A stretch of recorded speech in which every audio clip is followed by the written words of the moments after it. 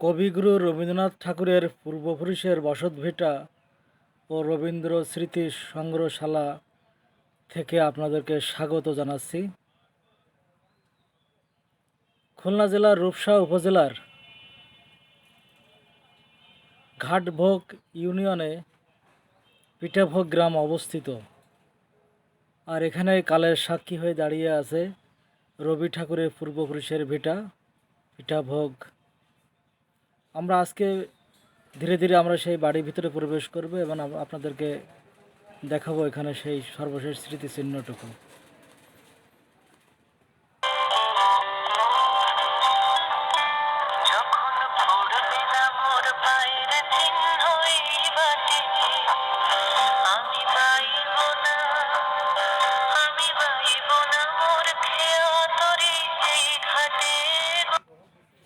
কালের বিবর্তনে বিলীন হয়ে যাওয়া একটি জনপদ। এখানে অষ্টম থেকে 16 শতকে জমজমাট ছিল জমিদারি প্রথা, জমিদারি ব্যবস্থা, সেই রবি ঠাকুরের পিতৃপুরুষদের জমিদারি।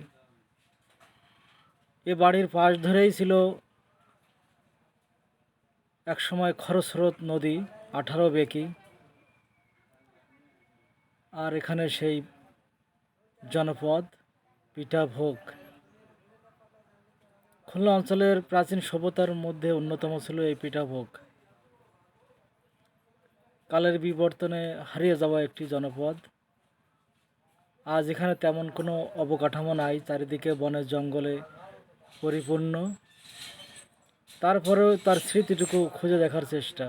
আমরা আস্তে আস্তে সেখানে প্রবেশ করব।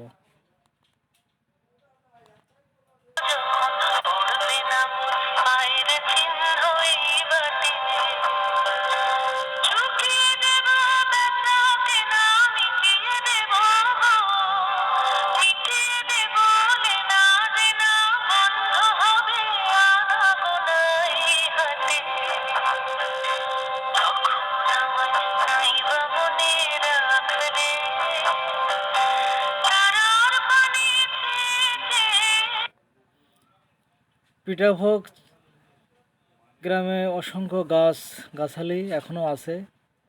আর ভিতরে ঢুকে প্রথমে পিঠাভোগ রবীন্দ্র স্মৃতি সংগ্রহশালা হিসেবে একটি বড় নাম ফলক আছে। এখানে সেই রবীন্দ্রনাথ ঠাকুরের বিভিন্ন বংশ, কোশারি বংশ, পিয়ালি বংশ, কিশারি বংশ থেকে কীভাবে ঠাকুর বংশের উপাধি লাভ করেন বিস্তারিত এখানে বর্ণনা আছে। আপনারা এখানে ঘুরতে এলে এগুলো দেখতে পাবেন। পাশেই আরেকটি বংশ তালিকা রয়েছে। এখানে সেই রবীন্দ্রনাথের পূর্বপুরুষের বংশ তালিকা অনেকটা ছোট করে লেখা থাকার কারণে আপনাদেরকে ভালোভাবে দেখানো সম্ভব হচ্ছে না। আপনাদের কর্মব্যস্ত জীবনের সুযোগ পেলে পিঠাভোগের রূপসা এখানে আসবেন এবং এগুলো দেখতে পাবেন।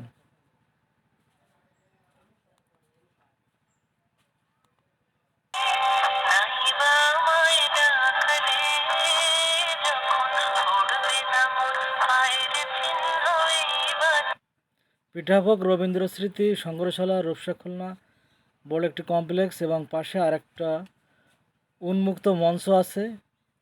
এখানে কবির স্মৃতি হিসেবে একটি আবক্ষ মূর্তি। এখানে বছরে বিভিন্ন সময় বিভিন্ন প্রোগ্রাম পালন করা হয় এবং অনুষ্ঠান করা হয়ে থাকে এখানেই উন্মুক্ত মঞ্চে। আর এই দুটি কমপ্লেক্সের পিছনে বড় একটি পুকুর এখনও আছে। পাশে অনেক আম বাগান, কাঁঠাল বাগান রয়েছে এবং সেই স্মৃতিটুকু আমরা আজও মনে করতে পারি। আমার ভ্রমণ সঙ্গী তাপস রায়, তিনি আমাকে যথেষ্ট সময় দিয়েছেন এই সফরে। আমি তাকে অনেক শুভেচ্ছা এবং অভিনন্দন।